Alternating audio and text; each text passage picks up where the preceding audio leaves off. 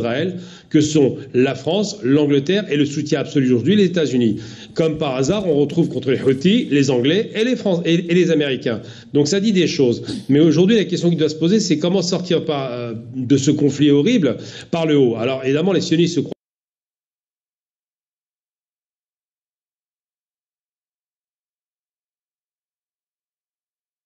agressifs qui ont envoyé un porte-avions qu'on appelle l'État sioniste, donc Israël, ils l'ont envoyé sur place pour contrôler la région. Donc les Moyen-Orientaux ont très bien compris la problématique et ce qui se joue maintenant, c'est pas de savoir si les Palestiniens vont gagner ou perdre, on n'en est plus là. Ce qui se joue, c'est de savoir si les États félons qui ont signé les accords d'Abraham, dans un monde qui est revenu à la guerre froide, il faut le rappeler.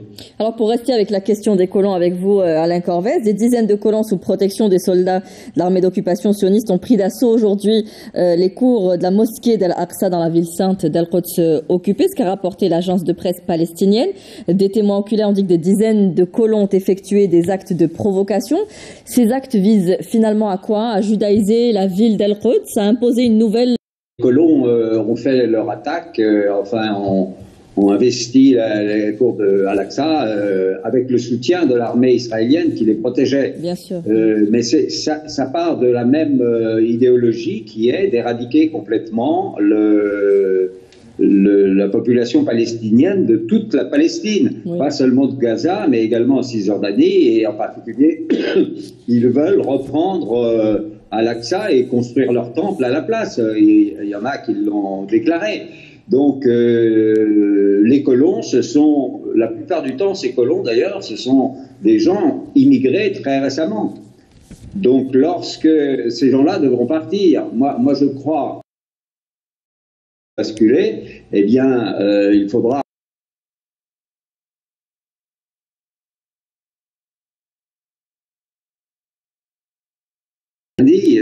Ce sont eux qui justifient Israël et son attitude. Israël ne pourrait jamais se permettre ce qu'il fait s'il n'avait pas le soutien américain. Donc le jour où les États-Unis ont basculé, eh bien, il faudra... Moi, je ne crois plus à une solution à deux États, parce que j'imagine mal comment on pourrait tracer une frontière entre un État palestinien et un État israélien. Médiaire de États avec un autre gouvernement que celui-ci. Mais moi, je pense que l'action américaine, ça va consister à faire tomber Netanyahou et à nommer des dirigeants avec lesquels ils pourront négocier un cessez-le-feu et un arrêt des hostilités. Mais il n'y a que les Américains qui peuvent les arrêter, parce que Netanyahou et sa clique, ils savent très bien que le jour où ils perdent le pouvoir, ils vont en prison directement. Oui. Donc, eux, ils sont prêts à continuer jusqu'au bout, et c'est pour ça, on en revient toujours aux États-Unis, mais ce sont eux qui détiennent la clé de la solution de ce conflit. Tragédie. Alors, des couteaux aujourd'hui à Gaza, donc militairement. Mais ils commencent à menacer d'entrer carrément.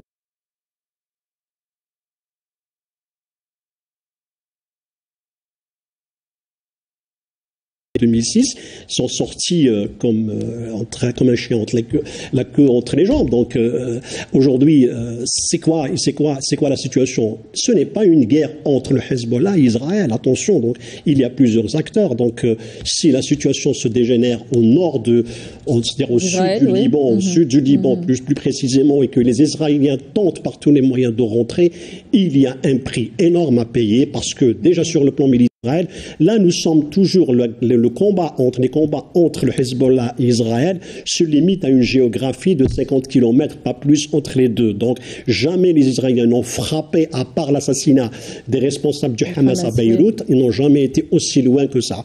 Donc, aujourd'hui, le risque existe bien évidemment, mais ce risque-là est partagé aussi. Il y a les Houthis d'un côté, donc c'est un embrasement général, mais qui est recherché. S'il y a vraiment à Gaza, et ne l'ont jamais perdu durant toute l'histoire, et la faillite du 7 octobre le restera jamais, quoi qu'il fasse, même s'ils rasent toutes les habitations, parce que chaque habitation à Gaza constitue une menace pour eux. C'est une armée de lâches, raser avec le bulldozer les habitations, parce qu'ils croient que chaque habitation constitue une menace pour eux. Donc ce n'est pas simplement pour effacer Gaza, ou la rendre invivable, ou la rendre méconnaissable. Donc il y a une stratégie d'un côté. Mais de l'autre côté, il faudrait que, juste pour rappeler, par Israël, et hébraïque, c'est-à-dire qu'ils ont judaïsé. Ils ont judaïsé tout le pays. Donc il y a des lois. La constitution israélienne est basée justement sur le fait que la judaïté prime sur tout le territoire qu'il est occupé aujourd'hui, que ce soit en Cisjordanie ou au Golan syrien. Donc nous sommes aujourd'hui face à un État raciste qui, par ses lois, veut faire en sorte à ce que Jérusalem devienne une capitale, enfin une entité totalement israélienne, alors qu'elle est gérée administrée au principe par l'ONU. Lubavitch, qui est l'un des plus forts mouvements juifs aux États-Unis, donc ils sont installés à New York. Ce sont eux qui financent cette idée, qui poussent pour que Jérusalem devienne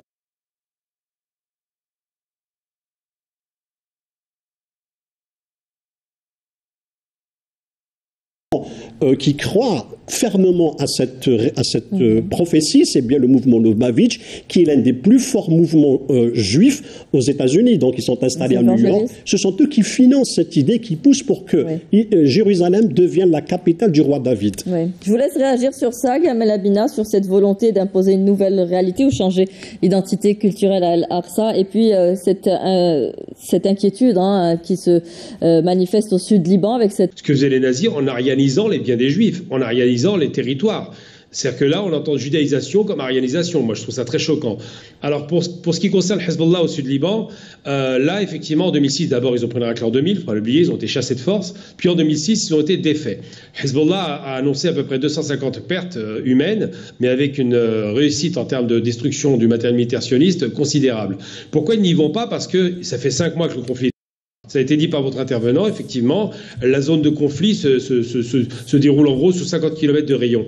Donc ils ne prennent pas ce risque parce qu'ils savent que s'ils frappent du côté de Hezbollah, Hezbollah frappera en profondeur dans tout l'État sioniste, dans les territoires habités par des civils, tout comme des militaires. Donc là, le risque d'attaquer le Hezbollah, c'est déjà un risque de recevoir la même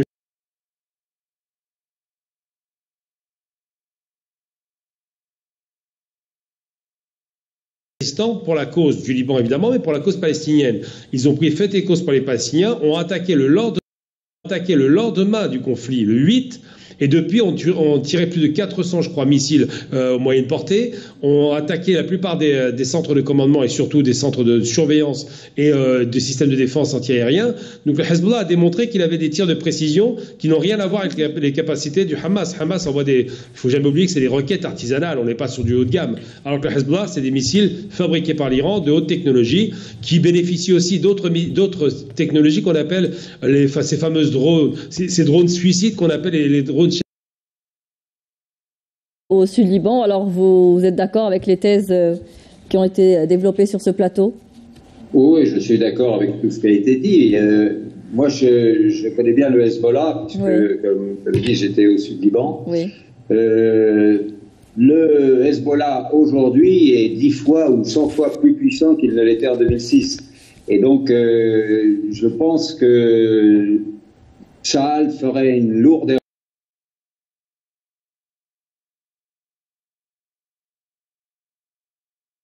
Ils ont des drones et des matériels qui sont capables de détruire les premières vagues de l'armée israélienne. Et par ailleurs, le Hezbollah a déjà détruit nombre de matériels électroniques de surveillance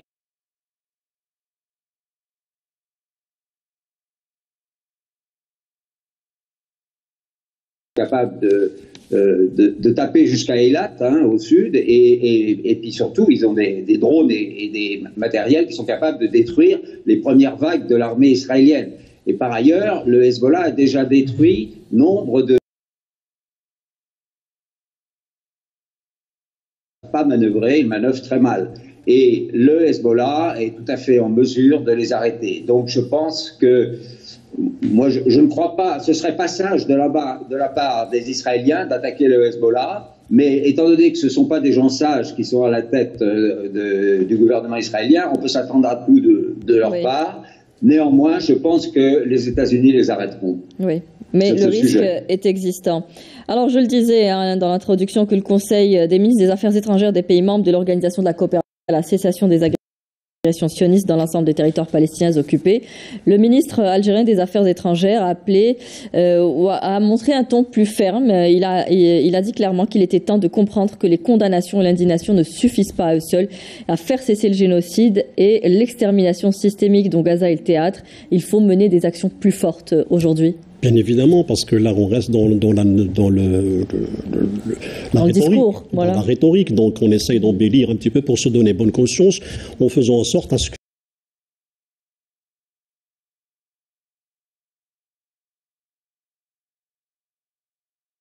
les pays arabes.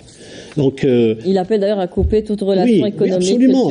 Pays membres de l'OCI, il y a 35 qui ont des relations avec Israël. Il ne faut pas l'oublier, dans 7 pays arabes. Donc, il appelle d'ailleurs à couper toute relation économique, absolument. culturelle. Donc, vous voyez un petit peu la problématique ou le dilemme dans lequel se trouve la question palestinienne entourée de pays. Si on va par exemple sur le plan financier, donc si les 675 millions de dollars qui ont été retirés pour financer l'UNRWA, quel est l'apport de l'OCI? Donc c'est simplement 10%. Donc jusqu'à aujourd'hui, pourquoi parmi les actions auxquelles il fallait penser et qui n'a pas été, pourquoi aujourd'hui on n'a pas encore créé un fonds de reconstruction de Gaza? Aucune décision n'a été prise en ce sens. Et en plus, non seulement les aides humanitaires, on n'est pas en train de faire en sorte à ce que les aides humanitaires parviennent à Gaza, parce qu'il y a un pays, il faut revenir au véritable problème qui est les États-Unis et Israël. Mais revenons à la question de l'OCI. Donc, si on voit dans les pays musulmans, donc en termes de mobilisation populaire, comparé à l'Occident, nous avons des pays comme l'Indonésie. L'Indonésie a organisé 5 manifestations seulement depuis le 7 octobre. Le Pakistan, 3. Des pays comme le Nigeria, 3. Donc en termes de mobilisation populaire, nous voyons que 89% des manifestations se sont déroulées en Occident et non pas dans les pays musulmans. Donc franchement, et là on se pose la question, si 1,9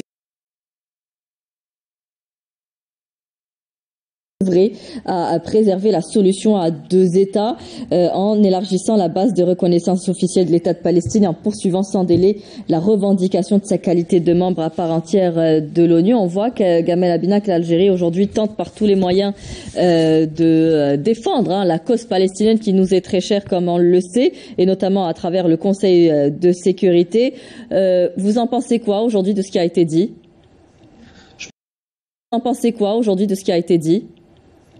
Je pense que c'est très positif. L'Algérie a une stratégie qui a toujours été la même. C'était d'abord négocier des rapports de force d'État à État, et ensuite, in fine, s'il n'y a pas de solution, passer à l'action militaire.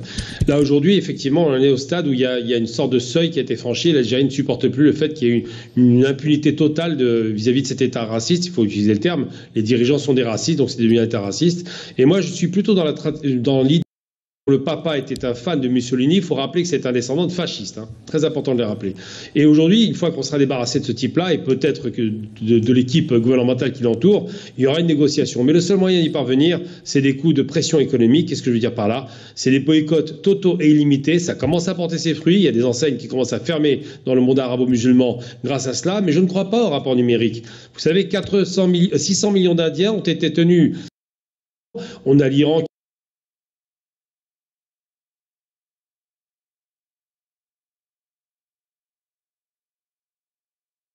Qu'est-ce qui bloque aujourd'hui? D'abord, il y a les conditions posées par les Israéliens, de l'autre, les conditions déposées par Hamas. D'abord, les Israéliens veulent quoi? Veulent une trêve de 40 jours, endossée aussi par les États-Unis, contre un échange de prisonniers, c'est-à-dire 10 Palestiniens contre un otage israélien. Donc, on revient à la case départ. Il n'y a rien. Par contre, un échange de prisonniers, c'est-à-dire 10 Palestiniens contre un otage israélien. Donc, on revient à la case départ. Il n'y a rien. Par contre, ils maintiennent leur présence militaire sur le terrain. Ils vont contrôler toutes les aides humanitaires. Donc, c'est ça les conditions qui sont posées. De l'autre côté, les Palestiniens, que réclament-ils? Ils réclament, est-ce qu'il y ait une fin de l'agression, une cessation de toutes les agressions, le retour au nord des Palestiniens. Le retour au nord et non seulement ça, il faudrait que les Israéliens démantèlent les Gazas qu'ils ont construits de la bande de Gaza. Totalement. Donc c'est ça. Ce n'est pas simplement ce que les Israéliens proposent. menace d'une incursion à Rafah. Non, c'est déjà l'incursion liée, donc ils n'ont lâché aucun endroit. Voilà. Donc franchement, donc aujourd'hui, qu'est-ce qu'on peut s'attendre? Qu'est-ce qui y aura changé d'ici le Ramadan? Ce n'est qu'un spectre, ce n'est qu'une tête de chapitre qui ne signifie rien dire. C'est-à-dire dire, voilà, d'ici le Ramadan, on va... Non, mais les Palestiniens ne demandent pas une trêve au Ramadan, ils demandent à ce que l'armée israélienne quitte totalement leur territoire et qu'ils reprennent en main leur devenir au sein d'un territoire qui est le leur. Monsieur Corvez, un dernier mot avant de quitter cette émission. Vous pensez que d'ici le mois de Ramadan, d'ici la semaine prochaine, il pourrait y avoir... Il n'y aura pas de cessez-le-feu sur les bases qui viennent d'être expliquées, que je connais, que tout le monde connaît. Le Hamas ne peut pas accepter ça, mais les Israéliens d'aujourd'hui, qui sont au pouvoir, ne l'accepteront pas non plus. Mais moi, je pense, en prenant un peu de